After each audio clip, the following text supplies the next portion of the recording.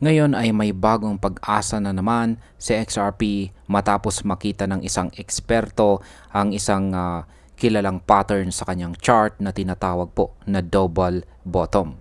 Ayon po kay Steph is Crypto, isang analyst na kilala sa kanyang mga pagbabahagi ng technical analysis, malapit na raw umabot sa XRP sa bagong all-time high na $5.3543. Ang ibig pong sabihin nito ay may posibilidad na muling sumabog ang presyo ng XRP sa malapit na panahon. Kaya yan po ang siyang ating pag-uusapan sa video na ito. Pero bago po tayo magpatuloy ay pakibasa na lamang po muna ang disclaimer dito po sa ibaba ng ating screen. Yan, ano nga bang ipinapakita ng chart ni XRP? Yan, check po natin yung post dito ni Steph is Crypto. Yan, sabi niya rito, XRP double bottom. Send us to $5 with haste. Yan, meron po siyang 73.1k na bilang ng mga followers. At ayan, ito po yung kanyang ibinahagi na chart dito na isang XRP USDT trading pair. Daily chart time frame po ito mula po sa datos ni Bybit. Kaya yan po ang siyang ating ipapaliwanag dito. Ayan. Makikita po sa chart dito na ibinahagi ni Steph ang galaw ni XRP simula pa noong buwan ng March. Dito ay lumitaw ang dalawang rounding bottom pattern na kilala bilang double bottom. Ang unang bottom ay nabuo mula pa April hanggang July. Pagkatapos po nito ay nakita ang isang matinding pag-akyat na halos umabot po sa 91.88% mula sa breakout level. Dahil dito, naabot po ni XRP ang all-time high na $3.65 bago po siya muling bumagsak dahil sa bearish pressure noong August. Ngayon naman ay makikita ang ikalawang bahagi ng double bottom na nabubuo po muli. Yan, or siya ay bumubuo po muli ng posibleng breakout. Sa market impact, ang double bottom ay kadalasang signal or sign ng reversal. Kapag nakumpirma ito, marami pong traders ang muling papasok kay XRP na posibleng magtulak ng bigla ang pag-akyat ng kanyang presyo. Ngayon ay ano nga ba ang ibig sabihin ng double bottom pattern na ito? Sa classical technical analysis, ang double bottom ay itinuturing na reversal signal. Karaniwang nangyayari ito kapag ang presyo ay gumagawa ng dalawang halos magkapantay na mababang punto. At pagkatapos ay nakakita ng recovery bago lumampas sa tinatawag na midpoint high. Ibig sabihin nito, kapag nakalusot si XRP sa midpoint high ng may malakas na momentum, malaki po ang posibilidad ng isang tuloy-tuloy na pagtaas. Kaya sa market impact, kapag napatunayan po ang breakout, ito ay magiging malakas na signal para sa mga bulls.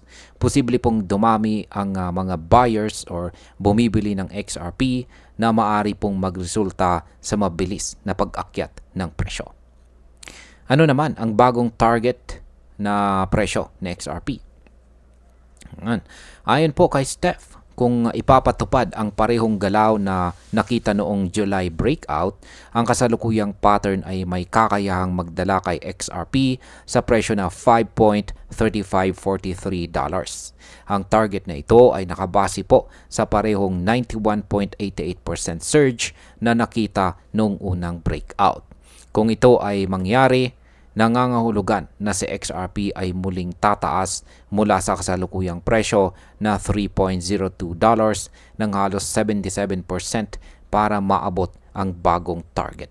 Kaya ang market impact ay kung umabot po si XRP sa $5, ito ay magbibigay ng panibagong kumpiyansa sa mga investors. Maaari po itong mag-udyok ng mas malawak na adoption at dagdag na kapital na papasok sa market. Ngayon ay ano naman po ang dapat na kumpirmasyon para sa rally na ito? Hindi sapat ang simpleng pattern lamang. Kailangang makita ng market na si XRP ay tuluyang makalampas sa dating high na $3.65. Kapag nangyari ito po ang magiging kumpirmasyon na ang bulls ay kontrolado ang market. Sa kabilang banda, kung babasag po ang mababang antas na bumubuo sa double bottom, maaring mabigo ang pattern at bumalik sa downtrend si XRP. Kaya sa market impact, kapag hindi po makalusot si XRP sa $3.65, posibleng mawalan po ng kumpiyansa ang ilang traders. Ito ay maaring magdala ng panibagong pagbagsak ng presyo bago po muling makabawi or makarecover. Ano naman ang sinasabi ng ibang mga analyst tungkol dito? May ilang mga analyst po na nagsabi na ang level na $3.65 ay mahalagang resistance na dapat basagin ng XRP. Kung magawa po niya ito ay mas malaki ang posibilidad na makapunta po siya sa double digit prices sa hinaharap. Para kay Steph, ang target po na $5 ay unang hakbang lamang. Mula rito, maaari na itong magsilbing tulay para sa mas mataas pang presyo. Kaya ang market impact ay ang pagkilala po ng maraming analyst sa parehong resistance level ay nagpapakita ng pagkakaisa ng pananaw. Kapag na-break or nabasag po ang $3.65, maaari pong magkaroon ng domino effect kung saan marami ang papasok at posibleng itulak sa XRP lampas pa sa $5. Yan bilang panghuli. Kung titingnan po natin ay malinaw na ang double bottom pattern ay isang malakas na bullish signal para kay XRP. Ang target po na $5 ay hindi malayong mangyari, lalo na kung susuportahan ito ng malakas na volume mula sa mga bulls. Gayunpaman, dapat din nating tandaan na lagi pong may risk. Kung hindi po makalusot sa $3.65 na presyo, maaari ring bumalik sa XRP sa downtrend at mawala ang kanyang momentum. Kaya para sa akin, mahalaga po ang kasalukuyang yugto ni XRP. Ang $3.65 ay parang pintuan at kung mabuksan ito ay malaki po ang posibilidad na makita natin sa XRP sa presyong $5 or higit pa.